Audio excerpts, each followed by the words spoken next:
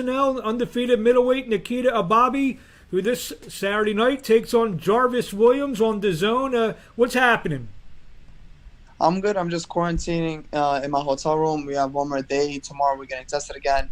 And yeah, I'm just, keeping staying low in the weight, training, Now, how is that? I mean, obviously, you probably have your fight week routine usually. How different is that to, or how much of a cramp does it throw into, what you're normally doing?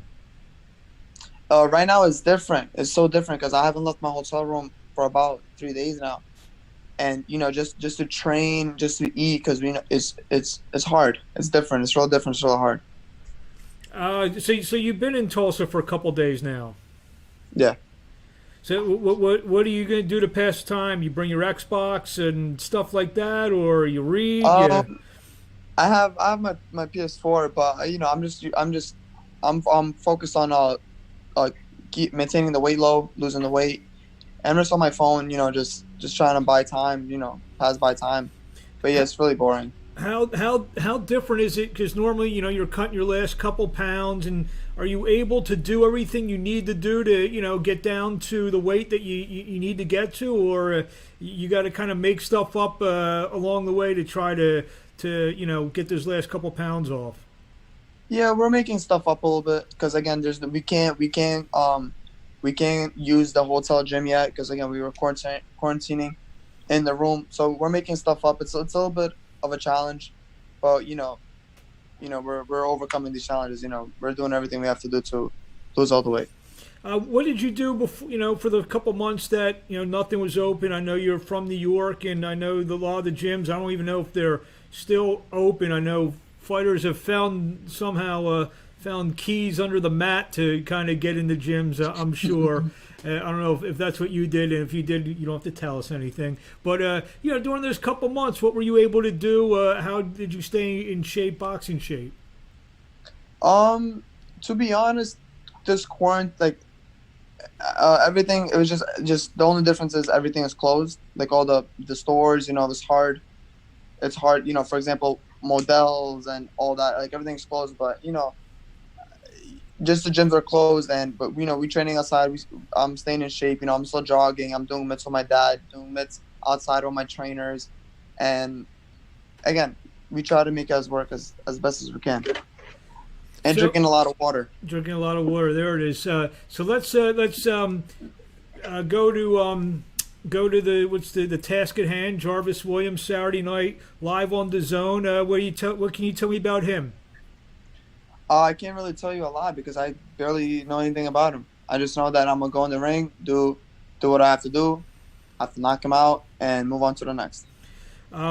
Your first year plus, you got in eight fights, 8-0 with 6 knockouts, and you're slowly upping the competition as you've gone. I know last couple fights you fought, Batista, who's a guy who's been in there with everybody. Before that, Selden brought in a 13-2 record. Williams brings in an 8-2 record. Is that the way you see it? You're incrementally moving up in terms of your opposition.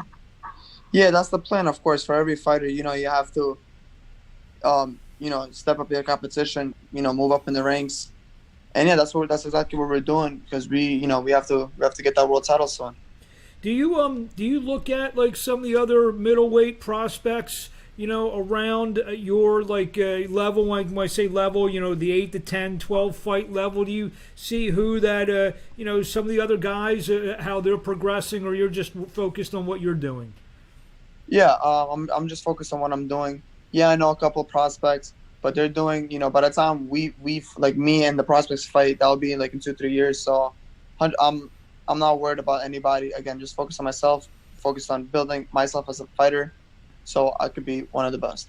You've scored some really nice knockouts in your first 8 fights. And I think you've been described as a power puncher. For those who haven't seen you, and I know most of the people watching this probably have seen you, would you describe yourself as a guy, as a knockout puncher? Yeah, that's what I'm aiming for. Everybody loves exciting fights. Nobody some people long distance 12 rounds, boxing, little punches like that. But again, everybody loves exciting knockouts, power, and that's what I'm aiming for. And I'm sure you know this. You don't get paid by the hour in this business, so Exactly. So I know you're not looking past this fight on Saturday night, but you know, the rest of the year. I mean, in terms of like I said, you fought 8 times in about 14, 16 months.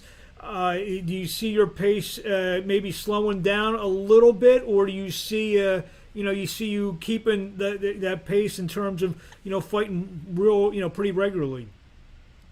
Well, it did really slow down because of the coronavirus. It's been 6 months, I think 6-7 months, you know, since I last fought.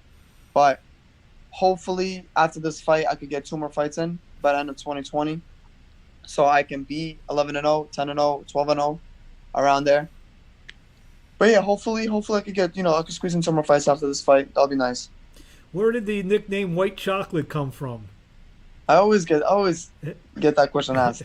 But well, I'm from Brooklyn, New York, Yep. as you know, and my gym where I used to go every day was in Flatbush, and a lot of African Americans are from there. So I was literally the only white kid there. And you know how they say about white kids, you know, they don't got, like, white people, they don't got rhythm, they can't jump, they don't got flavor, they don't got none of that, you know, they don't have the sauce. So I was sparring in the gym, and I was beating a kid up, and some guy in the crowd was like, "Yo, he's white, he got rhythm, call him White Chocolate." And literally since after that, everybody, like, everywhere, every tournament that I went to, everybody called me White Chocolate, and it just, you know, stuck with me. So you probably get, I want to say more questions, but you say I want to ask you about the white chocolate and also about the blonde hair. I'm sure you get a lot of questions, a lot of comments about that, because, you know, in the ring you just can't miss it. Yeah, you just, you know, I just try to be different a little bit, because every fighter is, like, you know, serious, got the buzz cut, you know. I'm just trying to stand out. Not even trying to stand out. I know I'm different, and, you know, and with that, you know, I gotta stand out. And I like the crazy blonde hair, you know, that's like my flashy style. I like it. So even though you're just 21 and just a couple years in the game, you already know about promotion and marketing. Yeah, I'm trying. Got a good team with me. You mentioned something from Brooklyn, all the great fighters coming from Brooklyn. How much does that help, knowing that, you know, you probably have tremendous sparring, you know, anytime you want, anytime you need. There's so many great fighters in and around your weight class, so many great fighters, you know, just in the gyms and whatever. How much of an advantage is that for you? Oh, it's again, it's the best advantage you can have in boxing is sparring, because you could do as much mitt work, as much bag work as, you know, you can do, but if you don't get the sparring is the important key in the sport of boxing. So yeah, like, you know, and having the, you know, an ability to get sparring anytime you want, that's just, you know, you're only going to go up from there. Who are some of the maybe 2 or 3 guys that maybe we've heard that you've sparred with the most? Sergey, the guy who fought Derenchenko. Yeah, I'm sparring him for camp for this fight. A lot of the Olympic team, and yeah, just, you know, I've again a lot of sparring, you know, because they're also getting ready for their fights. Yeah, I would assume. And Evgeny Kitrov, you know, I'm sparring him. Yeah. I don't know if you know him. We know Kitrov. Yeah, I've been sparring him. Yes, we do. Just the whole team, you know. A lot of names, a lot of different names. So I imagine that you're also working with Derenchenko for his fight. He's fighting Charlo coming up in a month or so. So yeah, I mean, he's asking me to help him because I think he's going to Florida for his training camp, I think, or California, and they're asking me to go out there and help him for his training camp. So you didn't get after this fight, you know, providing you get out of it scot-free with no cuts or anything like that, you're gonna go right back into serious training. No? Yeah. Oh yeah. Back in training camp, back on the diet. No breaks. You know, we're stepping on the gas full way. Last couple questions. What do you want to say to the fans out there in closing before we see you on Saturday night? Look forward to fireworks in the ring.